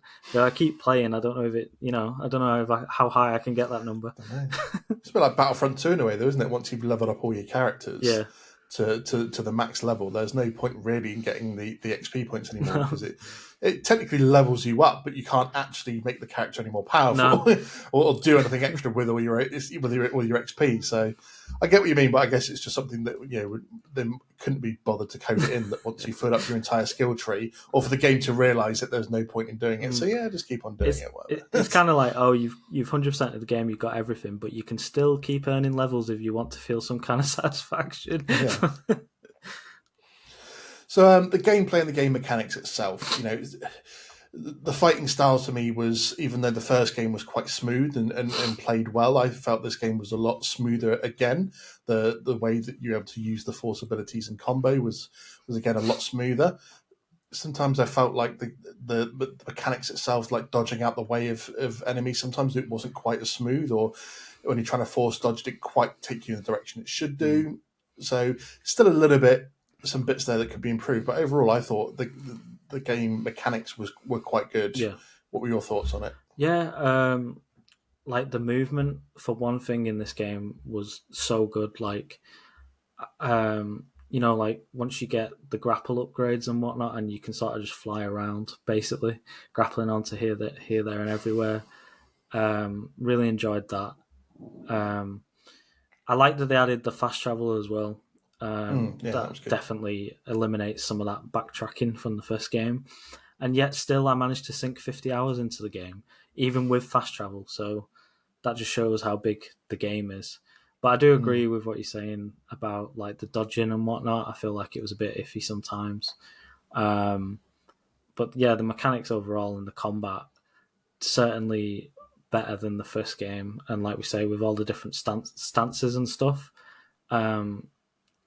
a massive improvement over the first game. And it makes me wonder how they can possibly take it further for a third game if they do a third game, because I feel like Cal's already fully maxed out. Like he's at his peak, it feels like. And I think that's something as well that I thought about a lot, was how this game starts you out with basically everything that you already have at the end of the first game. And it doesn't write into the plot some silly gimmick about Cal losing his powers somehow. It's almost like so in the first game you are a Padawan, obviously you get knighted, and then in this game you start out and you already feel like a Jedi Knight because you've got all this stuff, and it continues to build and expand on that. And I just think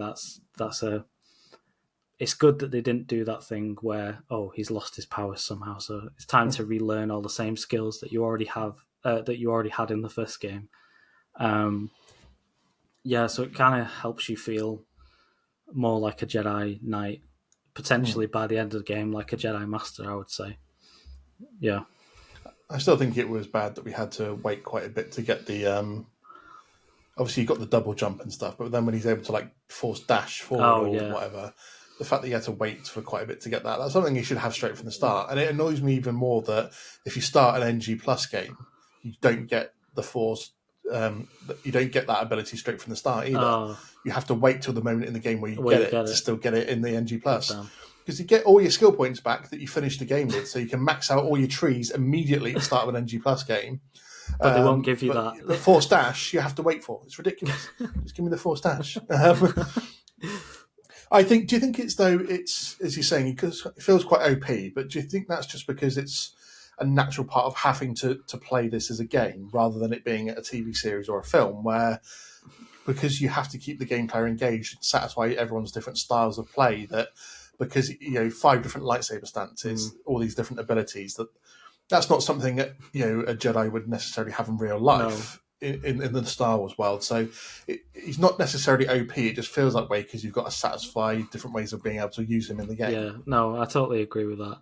And it's like that's kind of where a problem would arise if they were to ever bring him into live action, because people would be like, "Well, he could do this in the game. He could do this in the game." So for me, bringing him into live action would just create issues, I think. So maybe they won't go down that route. Although obviously, it would be nice to see that. But like you say, yeah, he does feel OP, but you're right, it is because it's a game, and you know, we have to have all these different like varied options for us. Otherwise, what kind of a game would it be if we didn't have that kind of variety? Yeah. Yeah. Do you? I mean, I've heard people mention if he was to be in live action, maybe the Ahsoka series, for example. I think that's just because that's coming out soon. Yeah. Again, if he's not dead by this point, by that point, then I'm going to be a little bit annoyed. Not because I wanted to be dead, but just because of what we've talked about in the timeline. In terms of in the Disney era of Star Wars, they've obviously given us a lot more Star Wars than we ever thought we were going to get. And they've added a lot of characters to this overall arc of storyline. Do you think maybe they're putting too many Jedi post Order 66 in now that have survived Order 66? Because when we see the original series, it was 2 or 3 that had survived out of 10,000 Jedi that were wiped out. And slowly, more and more people are appearing that have survived somehow.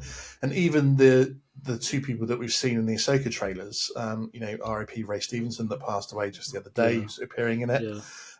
But him and his apprentice in this story that apparently are loyal to Thrawn. We learned that they're survivors of Order 66. And we've just had, we've had Cal and Sear, and we've just had Bode now thrown into it. That's another survivor order. Do you think there's getting to be too many Jedi that have survived Order 66 from where it was before? Yes, I would. I feel like it's kind of the Vader problem all over again. They kind of. This is why they need to stop confining themselves to this timeline, and they need to start exploring something new, which hopefully is the route that they are eventually taking. Obviously, they've got all this stuff in the works at the minute, like Ahsoka and stuff like that. But hopefully, with Acolyte and then obviously Rey's film, it'll be a whole new generation of Jedi that we've not seen before. But I do think when you're meddling with that timeline with Order 66, you keep throwing all these new Jedi around, and it does start to come like, oh, how many of them are there? Is there, you start thinking there must be more out there. Must be hundreds going at this rate, because it's not just contained to even the the TV series and the films. We've seen a lot in the comics and novels. The surviving Jedi that especially in the Vader series, he's hunted down quite a few remaining Jedi as well himself, as well as the Inquisitors. Yeah. So to me, I'm starting to I wish they'd stop introducing new survivors of Order 66, because I liked this idea from the originals that by the time we get to that point, 20 years after this mass extinction event of the Jedi, that there were only 2 or 3 left in the entire galaxy. Yeah. And now you're just adding more and more in, and then you've got to find ways to kill them off, or have different ways to have them have made it past the original trilogy without anyone knowing about them. Yeah, I agree. So, as much as it was a really cool twist for Bode in this one, after I got over the initial shock of him being a Jedi, I was like, but another survivor, fuck me. Like, when's it going to end? I know. It almost becomes like boring and like overdone, because it's like, oh, another survivor of Order 66. Like, that's not been seen before. Sooner or later, they're going to start taking the sting out of the whole event. We know, obviously, in Episode 3, it's one of the most tragic, dramatic and emotional moments of all of Star Wars. So to keep watering it down almost with extra survivors here and there. I just hope that at some point they just make these the last of them. We don't need any more. Like, just, Grogu, I think we make an exception for being a survivor of Order 66, and we're all interested to see the future of what happened with Keller and Beck and stuff. But let's just say enough is enough, Lucasfilm. Stop getting more survivors. Otherwise, they're going to start a club together, and it's not. There's no point to that anymore. Any other thoughts you had on the game at all?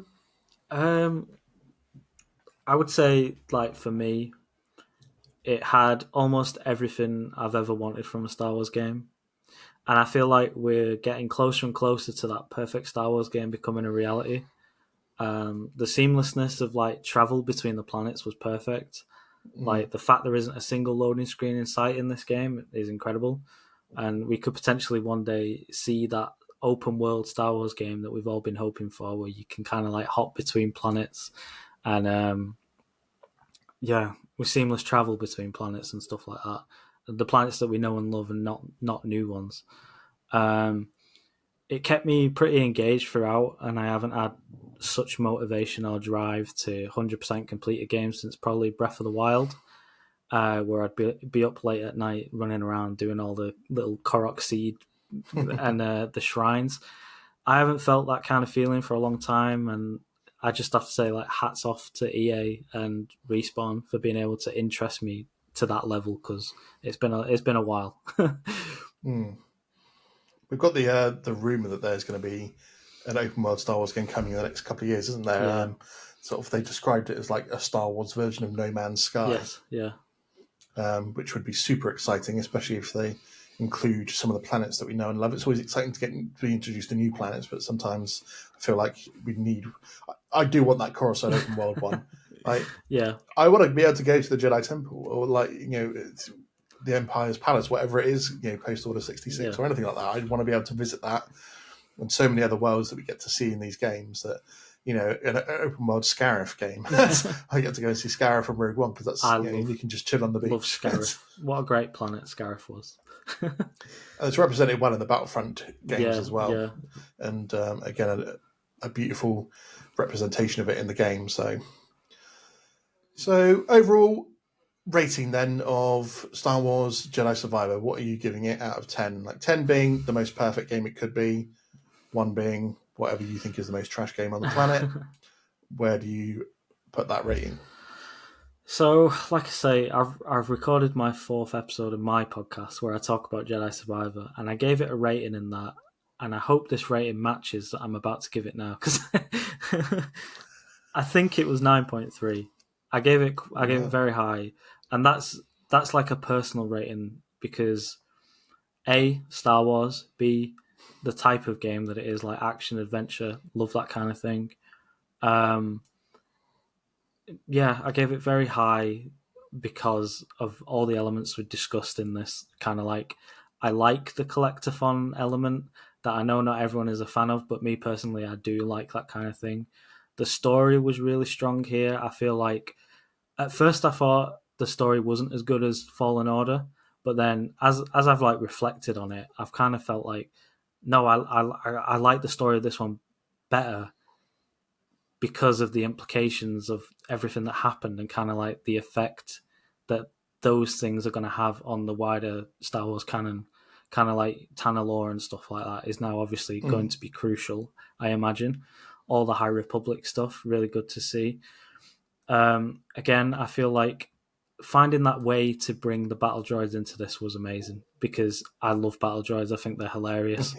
And, to kind of write that in, and for it to make sense for them to be knocking about during this time period, because obviously Ravis has like reprogrammed them and made his own army from the crashed separatist ship or whatever it was.